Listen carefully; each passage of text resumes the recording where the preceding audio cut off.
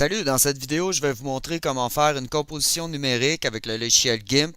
Pour l'exemple, je vais utiliser René Magritte, la toile The Sons of Man, pour vous montrer comment est-ce qu'on fait simplement une composition numérique. Donc, ça me prenait une pomme. J'ai travaillé le fichier de manière individuelle. J'ai fait la découpe du fond. Même chose pour le chapeau. Donc, je suis parti d'un chapeau avec un fond blanc, simple recherche sur Google. J'ai fait une copie de calque. Dans ce cas-ci, j'ai utilisé un masque de calque de manière à masquer juste la partie en blanc en utilisant les techniques qu'on a vues dans les derniers tutoriels. Encore la même chose cette fois-ci pour le sujet, pour l'homme, une copie du calque. J'ai utilisé un masque de fusion pour en faire la découpe. Je pourrais commencer par faire une nouvelle image. Je veux m'assurer en fait que mon fichier est exactement la même taille que mon image de fond. Donc, je vais aller ouvrir plutôt mon image de fond. Petite erreur avec le format de fichier, je vais juste le convertir. Comme ça, je m'assure que le canevas est exactement la même taille que mon image de fond. Par-dessus ça, je vais faire Fichier, Ouvrir en tant que calque. Et puis, je vais aller chercher, premièrement, la découpe de l'homme. Vous remarquez que GIMP importe toutes les calques qui étaient contenues dans le fichier de découpage. Je vais supprimer ce qui n'est pas bon. Puisque je travaille avec un masque de calque, je m'assure que je sélectionne la miniature de l'image. Puis à l'aide de l'outil de mise à l'échelle, je peux cliquer sur le calque. Vous allez remarquer que le masque n'est pas appliqué.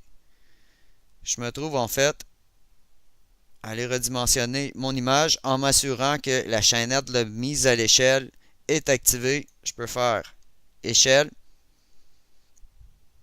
Puisque je travaille avec des photos très lourdes, évidemment, le sablier prend un certain temps. Dans certains cas, m'écrit Not Responding. Ce n'est pas le cas. Il va finir par justement appliquer la mise à l'échelle. Je vais sélectionner l'outil de déplacement.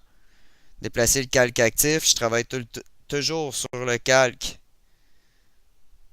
de mon sujet, de l'homme. Puis je vais le positionner où est-ce que il a besoin d'être. Je vais faire la même chose avec le fond. J'avais oublié de faire le mur de briques. Je vais aller chercher. Dans ce cas-ci, c'est un format qui supporte la transparence. Donc, le découpage était déjà fait. Et puis, encore une fois, je vais faire une transformation. Peut-être je pourrais même désactiver de conserver les proportions. C'est pas plus grave, c'est un mur de briques. J'appuie sur Échelle. Et puis, à l'aide de l'outil déplacement, je vais le positionner. Vous remarquez que l'ordre des calques n'est pas bon. Le mur est devant mon sujet. Je pourrais simplement le glisser à l'arrière. C'est quand même pas mal. Si je reviens sur le fond, j'aime pas la partie de verdure ici. Fait que je vais faire encore toujours l'outil de mise à l'échelle. Vous avez remarqué que j'ai même pas changé l'outil. Je l'avais déjà sélectionné. J'applique ma transformation. Puis comme je vous disais, les photos sont très lourdes. Par conséquent, on remarque que GIMP me donne comme message Not Responding. Simplement le laisser aller, ne pas cliquer nulle part. Il va finir par justement appliquer la transformation. Dans ce cas-ci, je voulais vraiment juste conserver le ciel.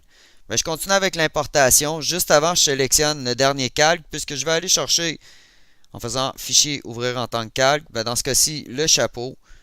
J'ai nommé le fichier Hat. Je vais zoomer un peu. CTRL enfoncé, roulette de la souris. Je peux l'agrandir. Vous remarquez, j'ai été un petit peu trop vite.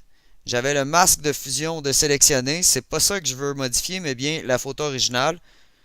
Parce que si je modifie le masque de fusion, je me retrouve à avoir juste le masque qui va agrandir. Par conséquent, la découpe sera vraiment plus bonne. Puis vous remarquez, j'ai été un petit peu trop loin. Le secret d'un bon montage, d'une bonne composition numérique, c'est de s'assurer de toutes les possibilités. Est-ce que, dans ce cas-ci, le chapeau a la bonne taille? Est-ce trop grand? Est-ce trop petit? N'hésitez pas à revenir en arrière. Le plus de temps que vous allez mettre justement sur la découpe, le mieux, le plus réussi la composition va être. Dans ce cas-ci, je vais prendre l'efface, sélectionner le masque de calque, puis je vais venir effacer toute la partie. Où est-ce que c'est? L'endos du chapeau. Je pourrais faire la même chose avec les oreilles du sujet. Puis encore une fois, le plus de temps vous prenez pour découper, le plus réussi votre montage va être au final. N'hésitez pas à y mettre du temps. n'hésitez pas à sauvegarder aussi après un certain temps. Peut-être la brosse est un peu trop sec, je vais y être trop molle, je vais y revenir un petit peu après. Wow, j'ai été trop loin. CTRL Z, n'hésitez pas à utiliser cette option.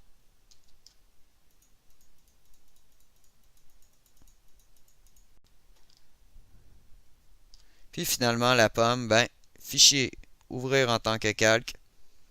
Je vais aller chercher le fichier pomme. Encore une fois, GIMP m'ouvre les deux calques contenus dans ce fichier de découpe-là. Je vais prendre à nouveau l'outil de mise à l'échelle. Je vais faire l'exercice. Tiens, je vais peut-être conserver les proportions. Pour marquer l'original, la version rapetissée, je vais prendre ensuite de ça l'outil de déplacement pour déplacer le tout au bon endroit. Je vais tricher un peu. Je vais mettre la pomme plus grande. Ça va corriger les erreurs que j'ai faites au niveau de la découpe. Ben, à ce point-ci, je vais immédiatement sauvegarder. Puis puisque plusieurs calques, GIMP reconnaît que c'est un fichier GIMP. Donc, je vais nommer mon fichier de manière significative.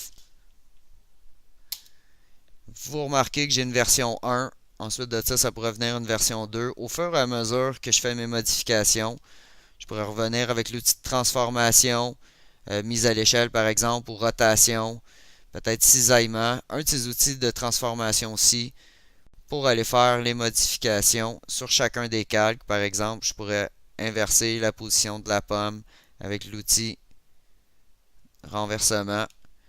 Puis la dernière étape, tout aussi importante, va être de m'assurer que l'éclairage coïncide avec tous les calques.